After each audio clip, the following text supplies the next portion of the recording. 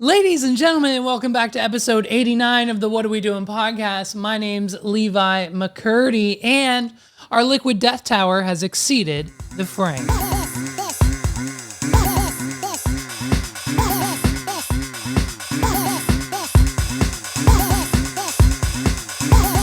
This is the What Are We Doing podcast. Welcome back to another episode of the podcast. So last weekend was pretty great. Our friend Miranda got married. Friend of the show, shout out. Don't think no, they haven't been on, and we've probably talked about them. We've probably mentioned our friends Justin and Miranda. They got married. Shout out to you guys. Amazing. So, I mean, of course, as the residential wedding DJ, I was DJing the wedding. So we got everything together for him. We made the day happen. It was romantic. It was a beautiful day. It was a wedding day. I mean, it was great. So, they did their own vows during the ceremony. And I mean, thank goodness, these two were a little traditional, okay? They met at a bowling alley. Not on Bumble, a bowling alley. Like, how fucking cute. Like, how cute is that? Like, here's their story. She basically, she was going bowling. She asked for a 5 size shoe. He said, they run a little small. You should get a 6. She said, no, I need a 5. I know what size I am. He said, okay, then you should get a 6. So he gave her a 5. She went, tried on the shoe, didn't fit, came back. She said, hey, I need a 6. He said, I told you you'd need a 6. And then he said, let's go grab dinner sometime and we'll talk about your shoe size. And then she said, hey man, you don't even know me like that or my shoe size. No way. So then he had to keep going back and like he stalked her a little bit. He like figured out her last name, got her phone number off the internet, figured out where she lived, showed up at her house, said, now do you want to go to dinner? She called the police, got a restraining order. It was a misunderstanding, and now they're married. So it's great. And, the whole family was invited. He's a longtime family friend. Miranda is, of course. So my sister, maid of honor, bridesmaids, I don't know what role Morgan played, but my sister was there in the wedding as a bridesmaid. So, of course, her wife was there, my fiance, my mom, and of course, none other than Sandy Dunkel. Sandy Dunkel was invited and, of course, in attendance. So we all spent the evening and day together with Sandy Dunkel at a wedding. Now, if you don't know, Sandy Dunkel needs 2 things on this planet to survive, and that is a decent piece of cake. Typically, you get those at a wedding, and Coca-Cola slushies, usually from Rutter's. If not, she'll settle for Sheetz. If not, she'll settle for McDonald's. If not, she'll settle for the nearest gas station or convenience store that's not on defrost. Trust me, we've driven across the state. So she needs slushies and cake to function. So if you have a good slice of cake, now it could be a slice of cake from a pizzeria. She's obsessed with the cake from the pizzeria that you get down the street. If they have it because they make it in-house, it's homemade by scratch from hand. And so she gets it there. She gets the cake from the parties and the cake from the weddings because 9 times out of 10, it's good cake because it's expensive. It's a wedding. We're spending thousands upon 30 of thousands of dollars for most of the weddings these days. So the cakes are going to be really good. So, of course, we get through the ceremony, the cocktail hour, no cake at cocktail hour. So, unfortunately, Sandy has to be involved and eat like the vegetables, the crackers, the grapes, the fruit, the veg tray, whatever's it, the fanciness, the meatballs, the sausage on a skewer. And then we get the drink. Of course, it's cocktail hour. Who doesn't get a drink at cocktail hour? It's called cocktail hour. And so we get through the reception. First dance, beautiful. Parent dances makes us all cry because the bride's crying, everyone's crying. Whole room's crying, happy tears. It's a beautiful day. We get to the cake cutting. Now, the bride and groom, much like most of our couples this year, for some reason, we're trying to figure it out, but for some reason, we're not announcing cake cuttings this year. It's something that half of our brides are doing, something that half of them are not. So some we're still announcing them, but now we're kind of making it a nonchalant event, like all eyes on me kind of thing. No more. So we're not really announcing cake, but don't worry. Once the bride and groom this past weekend were ready to cut the cake, Sandy's ears perked up and like she got like her hair stood up on her arm. She got goosebumps. You know, the fresh smell of freshly sliced cake filled the room. So Sandy Dunkel was on it. So she knew exactly when it was happening. I didn't need to make an announcement, right? So naturally, now for those of you who don't know, never been to a wedding before, naturally what happens when the bride and groom cut the cake, they do the little thing, they give each other a bite, we take photos, it's an exciting moment. No one's smashing anymore, by the way. Industry standards and tradition at weddings have just changed completely. Like no one's smashing the cake. I asked now all of our couples because we're surprised by how many people don't do it. And so when we have our meetings before the big day, I asked them like, hey, you guys smashing the cake at cake time? What's on? And nothing. No smash, no smash. Now listen, we understand. We understand this part of the day because bride just spent $1,000 on hair and makeup. She's not trying to get that ruined by a little baby piece of cake from her jackass of a new husband who just smashed it in her face after she just spent 4 hours literally in a room getting her hair and makeup done. So we understand why the cake smash isn't working. We like the idea. Here's an idea. If you're getting married and you don't want to smash the cake in your face, do this. Put a mason jar out, 2 mason jars, somewhere around or near the cake or gift table. Make sure your DJ announces it or a sign or whatever. And they're just tip jars. Whoever's jar, label one with bride, groom, whoever's jar has the most money in it at the time to cut the cake, that's who gets the smash. Make sure, brides, you tell each one of your bridesmaids to bring a 20. You put at least $100 in. You're going to beat the groom every time because his dumb friends aren't going to have cash on him, right? It's 2023. Hardly anyone does. Come prepared. Then you smash it in his face and you're up a few $100. So do that maybe if you're getting married anytime soon. Think about it. Something to consider. So when the bride and groom are done cutting the little piece of cake and they feed to each other and we get the picture, then it's typically the wait staff or the caterers or someone a part of the venue who there knows what they're doing. They come get the cake and they take it away to the back kitchen to slice it for the rest of the guests. Well, as soon as they were done taking the photos, because Sandy's a pro at this point, she gets up and as the lady from the catering company takes the cake away from the bride and groom to go cut it in the back room, Sandy follows the catering lady to the back room. Sandy tries to go to the back kitchen to get the first piece of cake. And so I'm pretty sure she was successful. I saw her walking out of the kitchen then, licking her fingers. So who knows how many slices she ate before the rest were plated. So let's just chalk that up to maybe 1, maybe 2 slices already. So, you know, and I mean, it's just insane. It's insane. It's insane to know. My mom can literally sniff out a fresh cut piece of cake. When we didn't announce it, right? She literally smelled it. And now, according to her, it's the third fact you should know about Sandy Dunkel. Her sense of smell is non-existent. She claims, she tells us that, I don't know, her mom like smoked while she was pregnant. So now my mom, for whatever reason, who is obsessed with candles and going to stores and smelling them and buying them. Hey, ladies, why do you go buy candles? To smell them? Great. Sandy's obsessed with it. So I'm think maybe she's either been lying to us our entire lives about not being able to smell, or she can't smell and the mentalness of that is just her being obsessed with candles. I don't know. She claims. Anyways, but she can smell cake. I'm telling you. So when the bride and groom cuts it, she smells it from a mile away.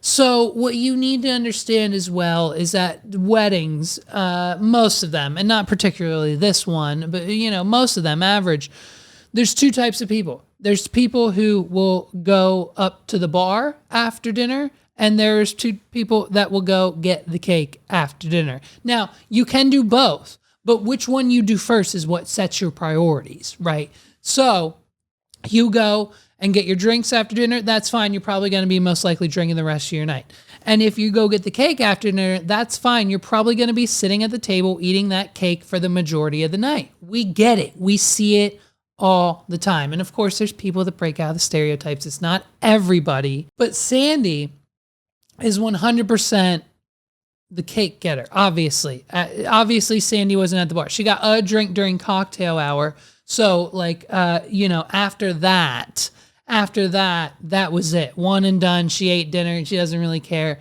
She's going to go get the cake. She'd rather be sugar high. She'd rather have a buzz off of all the sugar and the icing in the cake than shots from the bar. Love it. That's Sandy Dunkel. So, and basically these are words out of her mouth, not mine. After we called her out, because we're all there, we're with her, we're in the same room as she is. We see this happening. So by the time she's gone and grabbed and eaten her 6th slice of cake, we've asked her, and she shouts from across the room and she says, every time one of you goes to the bar, I go and get another slice. So by the time that happens, we're calculating that's at least 9 slices. Okay. So then the night goes on, and we get to slow dance to the song. And by the time we're playing Ed Sheeran, Sandy Dunkel, is at least on her 10th slice. She's eaten an entire layer of the cake at this point. And it was only a 3-layer cake. And the bride and groom get to take the top layer home for their 1-year anniversary. So do the math. So another hour goes by, and I'm playing the hits, I'm DJing, every time a song comes on, a group of the bridesmaids screams at the top of their lungs, because it's their song from their days in college when they were drunk as fuck, as they are now, except in the club and not at their girlfriend's wedding. But it doesn't matter because the DJ's playing Mr. Brightside. So the bridesmaids are screaming. That happens every time we play the music. The cha-cha slide comes on, right? Now, listen, I get it, okay? The world is divided on the cha-cha slide. One hop this time. You know what I mean? If you don't like the cha-cha slide, I fully understand. It's not for everybody. Right foot, let's stop. Sometimes, but if the DJ's given permission, okay? Because sometimes we ask, right? We ask our couple, bride and groom, the last thing we want on your wedding day is for us to play a song that you absolutely despise. And some people despise the cha-cha slide. You know what I mean? So there's those good DJs who ask their couples, and then there's the bad DJs who just play it, and the couples who hate it just have to deal with it because they didn't ask their DJ prior if they had a do not play list. And we do. It's fine. We may or may not be the best. Good DJs versus bad DJs. Slide to the left, slide to the right. And so if I do get to play it, if the bride and groom are okay, they're like, yeah, play whatever. We just want everyone to have a good time. Line dances, get everyone to the dance floor. We get it. We love it. It tells you what to do. It's easy. Everyone dances. We understand. Crisscross.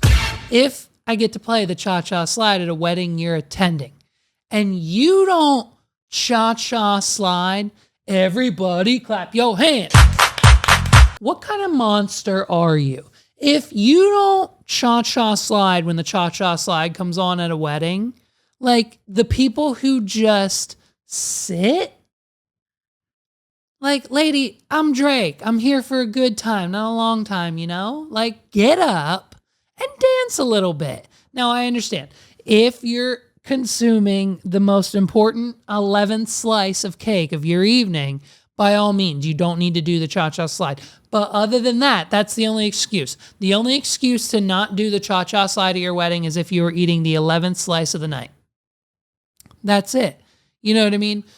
So I'm playing the cha-cha slide, and no one ever knows the Charlie Brown. It's probably 30%. 30% of people know the Charlie Brown, right?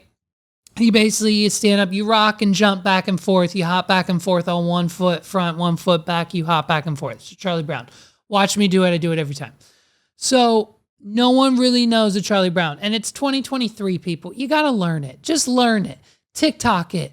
TikTok it. The kids know it. There's a generation gap of adults who know the Charlie Brown and the cha-cha slide, and then a group of kids who don't, and now a younger generation of kids who have TikTok who do. Again, there's a generation gap, and we're going to get them out of here real soon. But as soon as they do, everyone's going to know the freaking Charlie Brown when it comes to the cha-cha slide. So Sandy realizes no one knows the Charlie Brown. So Sandy takes this opportunity, Sandy uses the opportunity as if no one knows what the Charlie Brown is, right? So Sandy's mind goes, oh, Charlie Brown, the rabbit we used to have as kids. When the kids were little, we used to have a rabbit named Charlie Brown, and then immediately hops on over like a rabbit to get another slice of cake. And so she dipped halfway through the cha-cha slide to get another slice of cake. Okay. By the time we get to 5 hops this time, 1, 2, 3, 4, 5. My mother's on her 14th piece of cake. By the time the cha-cha slide's over, Sandy's eating 14 pieces of cake. So the night goes on. We have a little bit of time left, a little bit of party time, a little bit of dancing left. And, Sandy's sugar buzz is wearing off. Our alcohol starts mellowing down. It's okay. Some of us are a little drunk. Some of us a little more than others. Some of us have to drive home. It's finally time. We have one final song. I make my final announcement. We wrap it up. The bride and groom are as happy as ever. They have a private last dance on the dance floor. Something more and more people are doing as well. If you're planning your wedding, have your DJ kick everyone out, play a last song with them, like Friends in Low Places, Closing Time, something hype, something slow, whatever. I don't care. Whatever you want. Play that. Then we kick everyone out, and then you and your brand new husband, wife, whatever, can slow dance privately together. Typically, if you have your photographer and they can stay that long, ours will, because they'll stay all day with you if you need them, unlike others. It's fine. And so you can do a private last dance with your new spouse. So everything's winding down. They get their final dance, and it's time to clean up. Everyone's carrying out stuff to the car. Mom's figuring out how she can help. You know what I mean? The venue coordinator, mind you, everyone's taking stuff out to their cars, their purse, their personal belongings, whatever, cleaning up the venue, taking stuff, the centerpieces, helping me with my lights, whatever's happening. Sandy's at her car that's parked in the cornfield like a half an acre away. It's like a 3-minute walk to the parking lot of where the barn was to where the cars are. Sandy's all the way down there. And the venue coordinator goes, I've got some cake here if anyone wants to take it home. And all of a sudden, much like, if you've ever seen an old school Looney Tunes cartoon, like the Roadrunner, beep, beep, bam, Sandy right beside you. And that wasn't even the most impressive part. Watching her run from her car back to the barn and getting there in 1.6 seconds, way faster than like a Tesla Roadster. Okay, like Sandy's that fast. She then does like the ultimate magic trick where she goes like this, shows us her hands are empty, and then poof, pulls out, I'm not joking, a 3-gallon baggie. Like, the ones with the zips, the ones that Jeff's too cheap to buy when we were kids because we had to buy the fold-over baggies, the ones that drug dealers use, it's fine. She pulls out a literal Ziploc baggie that I swear to you is probably could fit 3 full cases of liquid death in this baggie, ready to go. She has enough to fit half of what remains. There's probably, maybe 10, maybe 20 slices left. She takes half because she has a baggie that is 3 gallons. Allegedly, she claims she gets it at Target. I don't know what kind of Halloween Town magic trick, David Blaine, David Copperfield, all the David magician names type of sorcery this was. But Sandy Dunkel came ready with a 3-gallon size, fucking bigger than like my son. You could probably fit my son. You could probably fit Ollivander in the baggie. Enough to take home another 10 to 15 pieces of cake that she may or may not have consumed that night. So, I mean, it was a great time. And the best part, honestly, too, dude, the best part is, as we were cleaning up, we were getting all the stuff out of the thing. One of the slices Sandy took home that night came out of the anniversary piece. Miranda and Justin have one less slice out of their 1-year anniversary cake because Sandy Dunkel needed one more piece. Sandy Dunkel had enough room in her 3-gallon baggie for one more slice. They said, why don't we just cut this top tier? She said, why don't we just take a slice out of there? You're not going to eat the whole thing on your anniversary, are you? And so she took a slice out of the fucking anniversary piece, dude, zipped up the baggie, carried her 3 gallons worth of cake home. And I mean, what a wedding. What a wedding that I don't think anyone's ever going to forget. Listen, we were all in Mexico doing the same thing like a year prior. So, I mean, that one, great. That one was a lot more tequila than it was cake, but same premise. I don't think Sandy had the 3-gallon baggie. She pulled out all the stops for Miranda's wedding, and it was a great day. I mean, what a wonderful, my sister gave a banging speech. The bride and groom looked great. They loved each other. I mean, talk about a wonderful night. So CNN thought it would be a grand idea to host a town hall with Zaddy trumpets this week. And, you know, it's, I just, the grand old question, I guess, will just remain, when are media outlets, obviously other than Fox News, going to decide that having Donald Trump on their platform and try to do anything other than amplify his image further is going to happen? So I think what happened was CNN went into this whole thing thinking, okay, here we go. We got him. We finally got him to agree. He's going to do a town hall. We're going to hit him with all these questions and he's not going to know how to answer them. And the issue is he came with every single answer, right? Like how did CNN think this was going to go? Okay. Like, you know, they thought they would send out this extremely attractive, seasoned anchor journalist, Caitlin Collins, and give her the hardest hitting questions about the 2020 election, the 2024 election, and January 6th, and everything leading up to this point. And like, they thought they were just going to nail them. And question after question after question, Trump came with answer after answer after answer.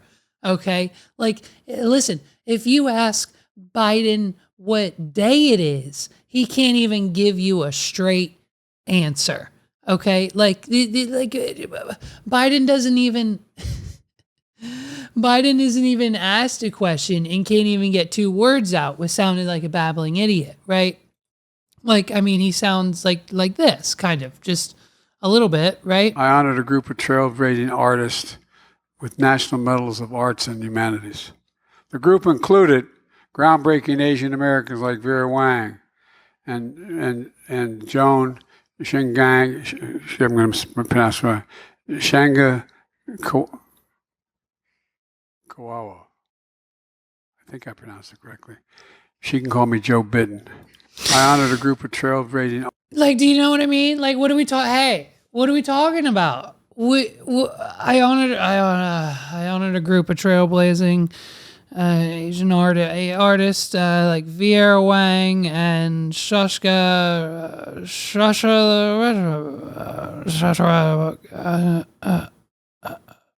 Koala.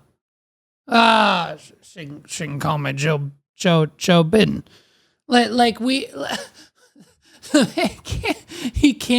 We can't rub two brain cells together just to figure out the name of the woman he just gave a presidential medal to. And Joan Shingang, I'm going to pronounce it right, Shanga Kawawa. I got it. Okay, listen, okay, never mind. I'm sorry. The more that I listen to it, the more I understand it. So what it is you can't just listen to it once. That's what it is. It's clickbait. I think what's happening here is the president of the United States is clickbaiting us. If we have to watch it again, that's like 2 views per person. If I can hear what he says every time, that's just 1 view. But if I have to go back and watch it 3 or 4 times, I mean, that's times every American on the planet. That's your numbers right there. I mean, there you go. Yeah, okay. All right, right. Listen, and I mean, with all this presidential campaign talk, I'm not on anyone's side, okay? I probably won't vote in 2024. I don't care what's going on, okay? Because everything we're discussing here, everything we're discussing is real. And all of these people to me are just entertainment pawns. They're just pawns in the entertainment industry that give us entertainment, that make it. There's a reason. Like, it's hilariously funny to me that Biden, the president of the United States, can't get out a sentence. And don't even get me started on Kamala. Like Kamala Harris, I almost did an entire episode. I almost had a whole hour written bashing and just destroying and bringing down the ever-living existence of Kamala Harris. And then as soon as I saw one little tiny, like a flick of the switch, changed my mind, and I'm now the biggest fan. We're rewriting the whole thing. We'll have a better episode coming out soon, dedicated to the efforts and the amazingness and just the overall hysterity of Kamala Harris. We flipped on Kamala. Okay, listen, at first we didn't like her. Any woman, okay, who in position of power, doesn't matter who she is, her skin color, where she's from, race, whatever. Any woman in the position of power with heritage like hers who puts parents of children in jail for truancy and other minor crimes, like Kamala Harris as a judge, nasty person. You know what I mean? You're a nasty person, I'll tell you. But now that she doesn't really have a job, like she's the greatest. Because I'm almost positive, I'm 99% sure Kamala Harris is using ChatGPT to run her everyday life. Like she doesn't have a job. There's no job for Kamala Harris to actually have. The job of the vice president, literally, she says it. What is the actual role on a daily basis as you have found it?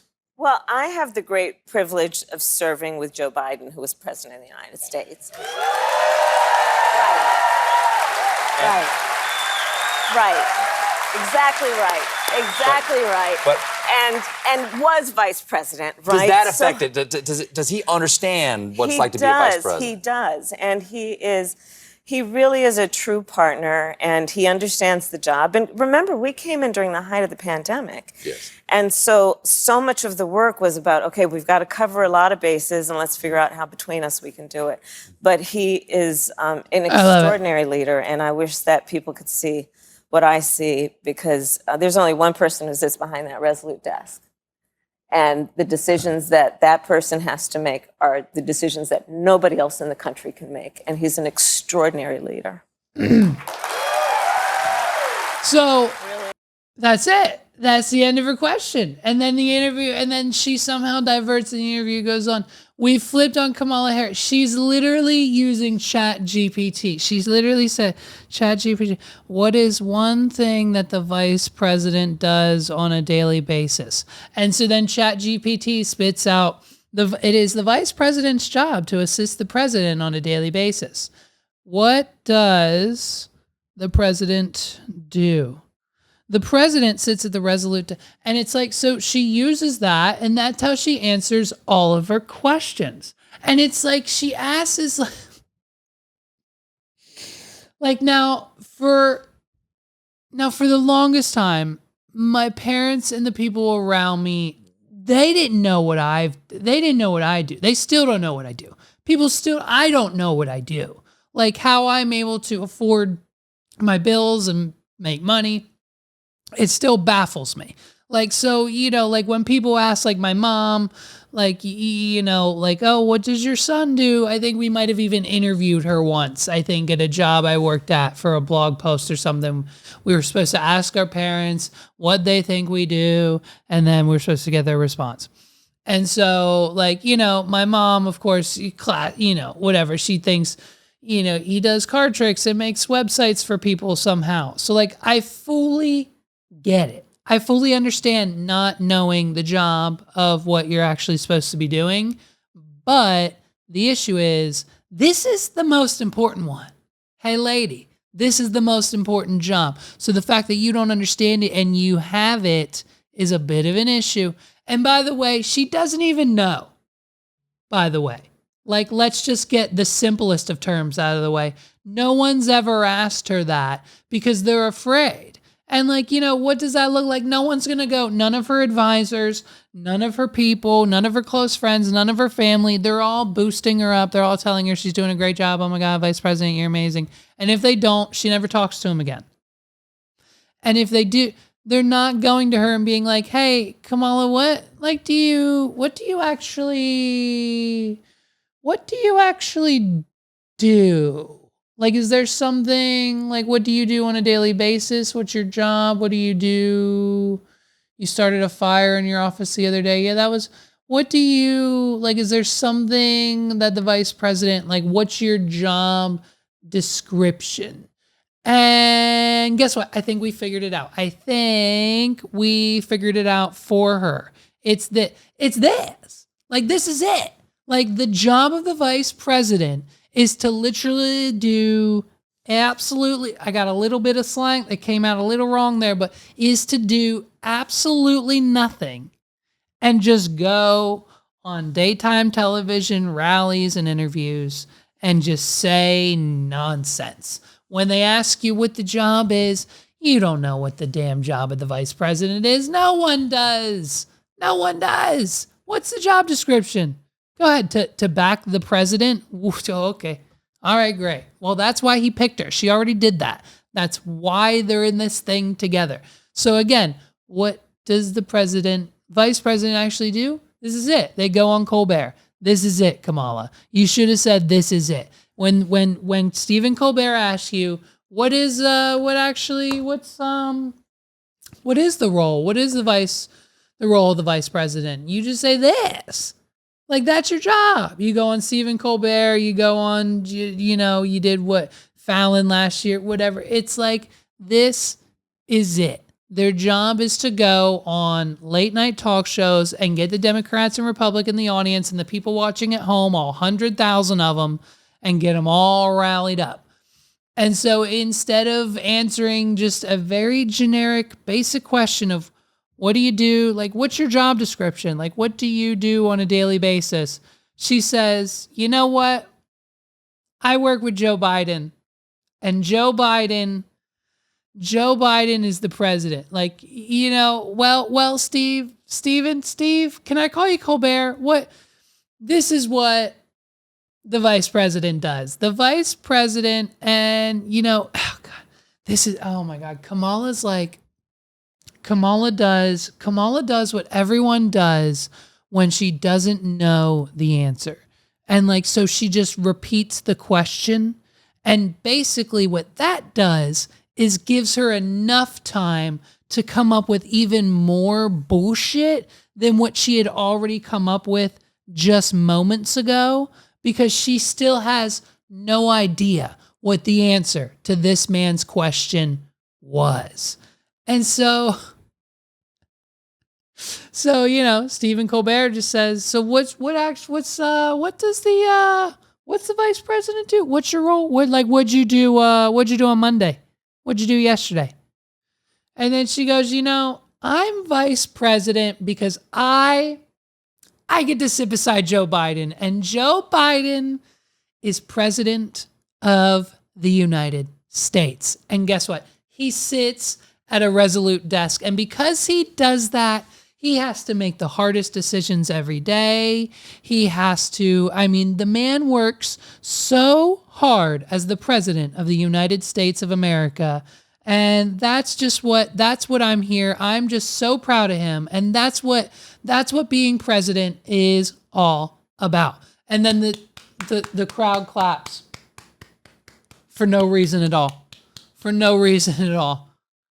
Chat GPT is just writing her boomer responses 100% of the time. So CNN then decided that they wanted to do another roast of Donald Trump, even though Comedy Central already did that. It didn't go as planned. It didn't go as planned at all for CNN. There's no way this is how they expected or anticipated this to go, And listen, what happens when you poke a bear with a stick? So, of course, Trump had he had to know. He knew the hits were coming. He's just been, I guess, jury found him guilty on a charge or something, $5 million, an author's essay, I don't know, maybe. That whole thing's happening. He got indicted a few weeks ago. That whole thing's happening. And so, he knew the hits were coming. So he prepared. And guess what? Boy brought receipts. Literally printed screenshots, all in 4K. I don't care. Listen, I don't care whose side you're on. Left, the right, Democrat, Republican. Biden wouldn't do this. DeSantis wouldn't do this. Any of them. They don't have the fucking balls. But Zaddy Trumpets came prepared. Okay? Talk about fucking legendary. They went to the Capitol and they were breaking into the Capitol, smashing windows, injuring police officers. Why did it take you 3 hours to tell them to go home? I don't believe it did. Oh, let me pull it out. I have to pull it out.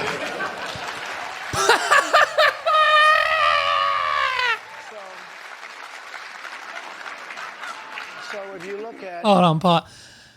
He looks to the crowd and says, I don't want to pull it out. I have to pull it out. As if he's laying his fucking huge dick right on the table, right? Don't make me pull. Hey, 3 hours? You sure about that 3 minutes? Are you sure about that 3 hours? He's sitting there listening, thinking, 3 hours, huh? That's the timeline you had there, huh? 3 hours? Let's say, hold on. 3 hours? No, that doesn't add up. I don't believe it did. Oh, let me pull it out. I have to pull it out.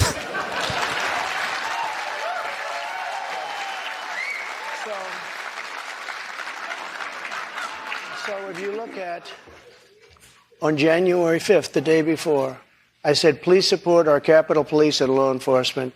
They are truly on the side of our country. Stay peaceful. Stay peaceful. This was the day before. And this was in the form of Twitter. Now use Truth Social. I think it's far superior. Okay. I hope everybody's on Truth. If you look January 6th.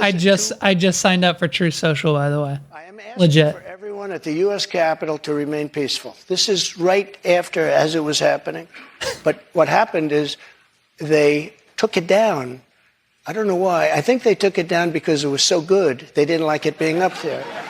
I am asking, and we didn't know until I got it back, because now I have 90 million people waiting for me to go back, but I'm on Truth, and I'm staying on Truth. Listen, I am asking for everyone at the U.S. Capitol to remain peaceful. No violation. We want no violation. We want no violence.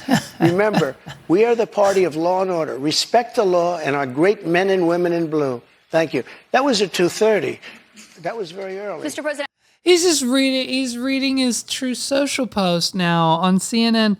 And it's like, it's great. It's great. It's too comical.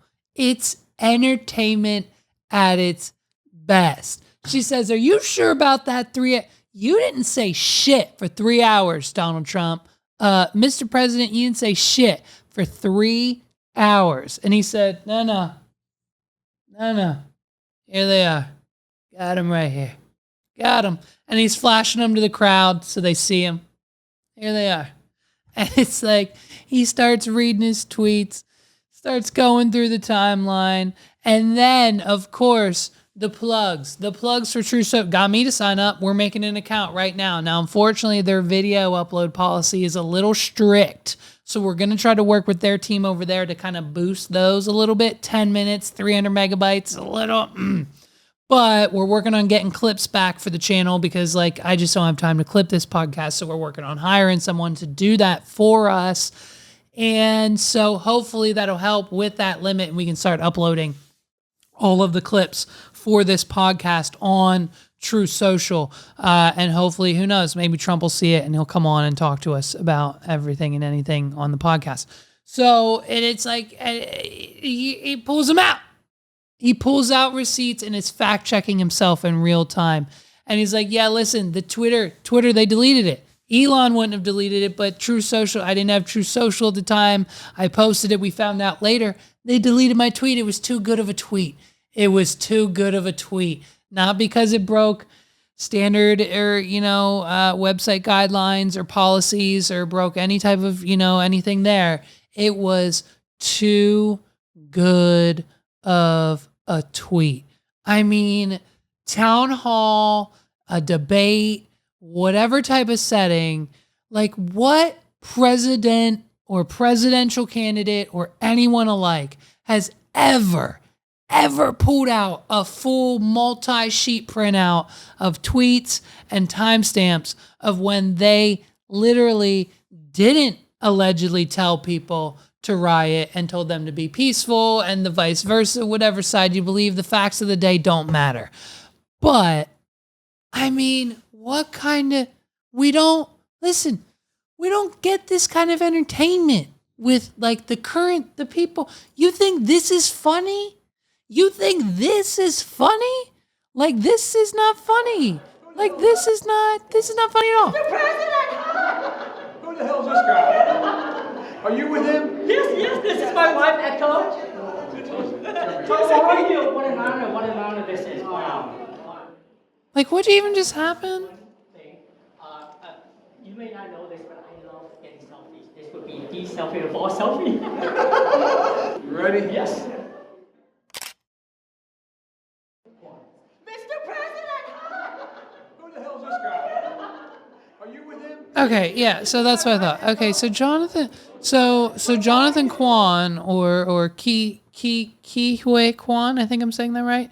You either know this man as from the Goonies or as a shortstop on Indiana Jones, the original ones, like Okie Dokie Dr. Jones, that guy, that's him.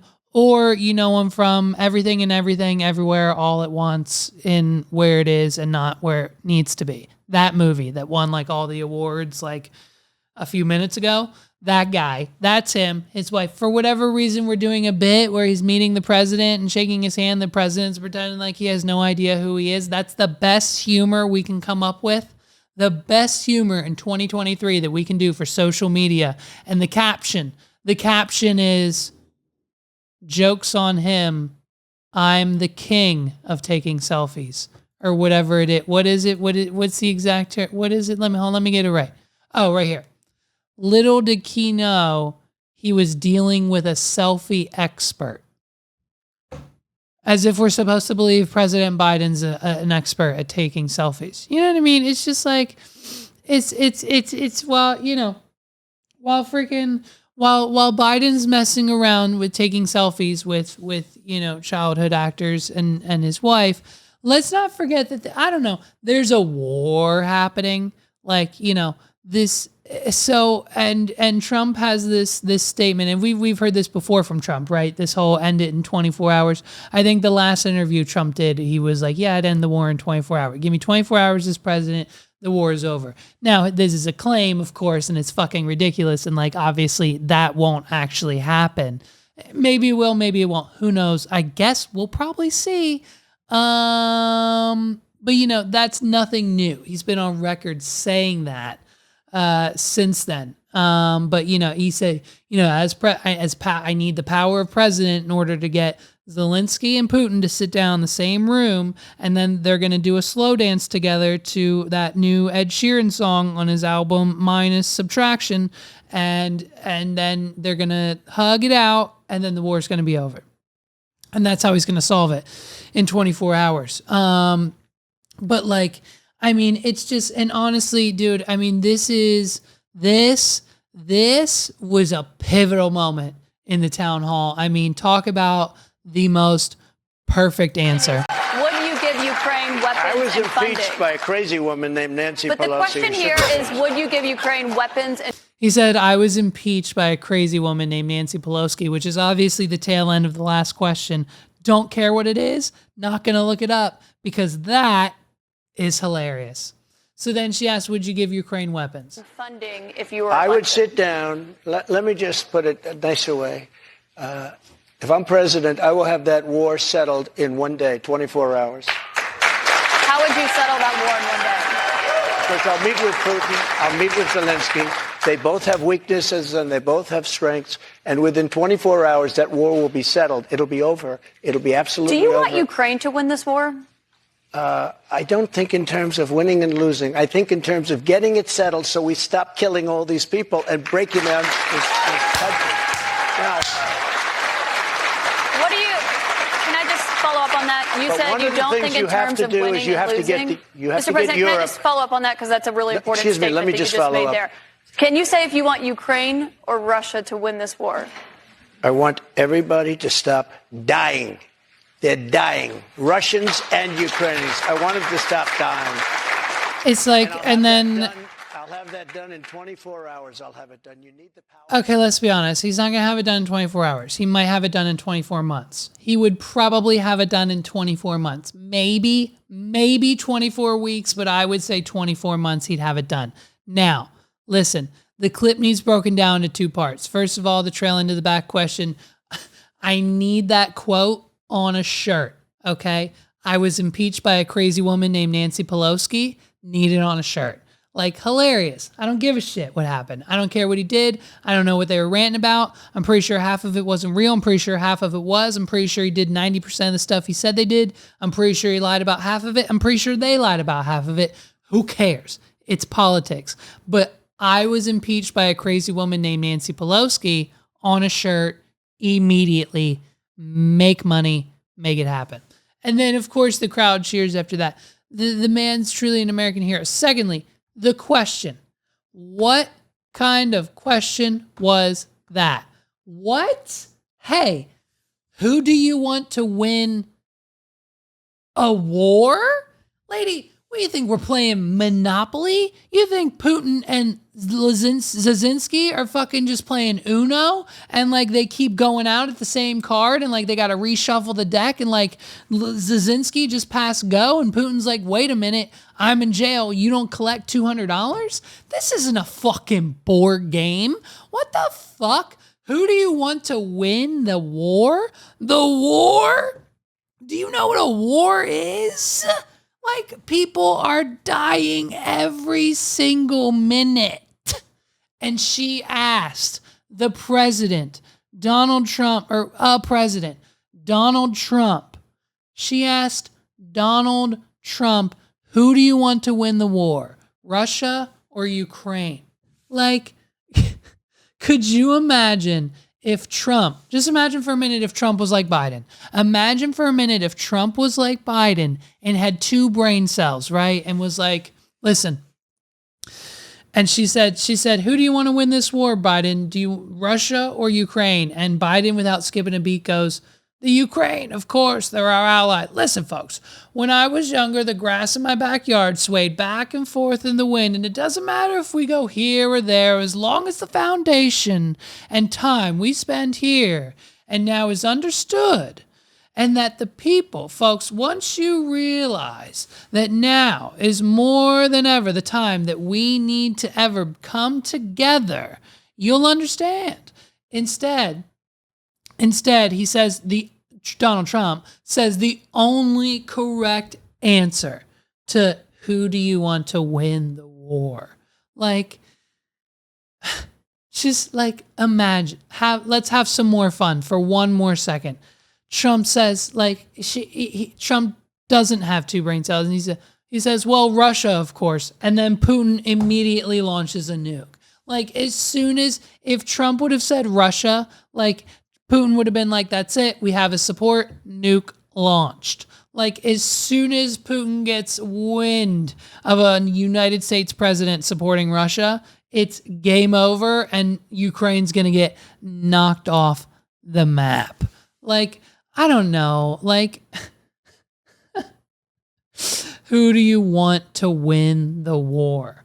I don't understand that question. And like, to think that was an amazing, it doesn't matter who she's asking. Like, even asking a random person on the street as a journalist is just like, how am I supposed to answer that? I guess, I don't know, Ukraine, but like, Russians are dying too because it's a war. Like, how dare you? Like, that's just, Here's an idea. Why don't we send Caitlin over to the Ukraine, and while she's over there spending some time, she'll get her nails done, get her hair cut, relax by the beach, drink a couple margaritas on the rocks, and when she's ready to come back from her relaxing trip to the Ukraine, we'll then send her to do the same thing in Russia for a week. And then once she's done spending time in each country, she can come back to the US, get on CNN, and officially announce who she wants to win the war. You know, like, what do you think's happening over there, lady? Like, it's a war, right? And so, of course, to finally end the night, we swing right back around to like the election results. And of course, Trump, the answer, she literally asks him a question. He answers it. She re-asks him a question. He gives her the same answer, comments on the fact that he's giving the same answer, then asks the same question again, and then answers the same way again for a third time. It's the most genius back and forth I've ever seen. My ADHD can't handle it. Ready? Here we go. Nominee, and you were in that 2024 race. Will you commit tonight to accepting the results of the 2024 election? Yeah, if I think it's an honest election, absolutely, I would. Will you commit to accepting the results of the election regardless of the outcome? You want me to answer it again? If I think it's an honest election, I would be honored to. And right now, we are so far ahead of both Democrat and Republican. And you know what? If I don't win, this country is going to be in big trouble. It's so sad to see what's happening. But no commitment there on the accepting the results regardless of the outcome. If it's an honest election, correct, I will. Okay, so not committing to accepting the 2024 election results. A fourth time, and he shoos her off in the booth. The crowd boos her. Whose idea was it to put Trump fans in the audience? She asked him 5 times. He said the same answer 6 times. I'm not on anyone's side here, but this lady got her ass grilled that night. I guarantee you, she went home and on her way, she picked up a big box of box wine, maybe 2, maybe the hard stuff, a box of chocolate-covered pretzels, and a bunch of other junk, and went and crawled up into her bed and cried and cried and cried because it destroyed. This was insane. I mean, he just, man, what a way to end the night. And then if he calls her a nasty person, I mean, it doesn't get any. What happened in 2020? President Trump, I want to thank you for your race. If you are the Republican nominee. I can't. I think it's amazing. I can't wait to see this man. Listen, I said it a few weeks ago. I'll say it again. The only reason we need him back as the president is for the entertainment. I don't know anything about policies. I don't know anything about taxes. I don't know anything about politics. All I know is it's boring now with what we've got going on. We've just got actors at the White House taking selfies with the president and Kamala Harris on late night television, when what we really need is someone who prints out their own tweets to combat the debate that's currently happening on CNN. Ladies and gentlemen, this has been another episode of the What Are We Doing podcast. My name is Levi McCurdy, and I cannot wait for you to come back next week for episode 90. We are so close to episode 100. I'm trying to get some stuff planned for that episode. Some guests that we're still trying to have on the podcast. We need Tim 20 minutes back, okay? Let's get him on it. He's having a rough go. He skipped a few weeks. Tim needs our help. Let's bring Tim on and make him laugh. So we're going to reach out to Tim 20 minutes and get him back on the podcast. We also need Uncle Laser. Uncle Laser's doing his shit right now, and I know he's blowing up, but I need that man on this podcast as well. I need to tap into his brain. I need to know what he thinks, how it works, everything he's got going on. I need to know his life from the beginning. Uncle Laser needs to be on this podcast. We've got episode 100 coming soon. Megs wants to be on the podcast. We've got so many things coming. Listen, wadpod.com/YouTube is a very important link right now. We literally need like 50 people. I need as many people that listen to this podcast on a weekly basis to go to wadpod.com/YouTube. Hit the big red subscribe button if you haven't done so already. And please hit the bell, the notifications, the likes, the thumbs up, leave a comment, do whatever you need to do to help support this podcast. It's free. Listen, hey, if you don't listen to me, listen to the only other boss you know, Rick Ross. When I go to these young niggas' pages and I only see one like after 8 minutes, all that tell me is everybody you grow it up with, they see it and they go by it. They don't hit that button. Why don't they hit that button? Is it because of the things they've said amongst others and they don't want to seem flawed liking or supporting what you got going on? 80% of the time when I see my people, I ain't even listening to that shit. I like it. If that's my partner, if that's my homie, and if that's what he on, I'm with it too. I like it. So check us out, wadpod.com/YouTube, wadpod.com/links. Everything's in the description, in the show notes down below. Of course, you can find it there. You know where we're at on Twitter. You know where we're at on social media. You know where we're at everywhere on the internet. We're everywhere and anywhere. We're on YouTube, Facebook, Instagram, YouTube, Stitcher, Apple Podcasts, Spotify, Anchor, Podcast, well, which is just Spotify now, I guess. So, you know, it's going crazy over here. Shorts blowing up, YouTube blowing up, numbers going crazy. We're almost at episode 100. We're going to have Carlos back on this podcast from the 280 Plus. I just did his podcast. If you haven't checked out that episode from last week, check it out now, dude. I got to go. I've got lunch downstairs, and I'm pretty sure it's Chick-fil-A, okay? We support Chick-fil-A. Some of the gays do, some of them don't. We talked about it. It's kind of weird now. I don't know. They might support Chick-fil-A.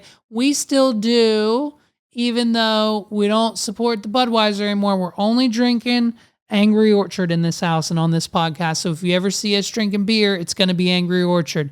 Check it out. Episode 89 last week's. If you haven't done so already, this has been episode 89. Jesus, dude. Holy shit. Another week, another episode down. I love you guys. Thank you so much for watching. If you're still with me and still listening, big things coming soon. We've got some big announcements. I didn't want to say it for everyone else, but if you're still here, it's coming soon, dude. Peace out, everybody. Have a great weekend. I'll see you guys next week.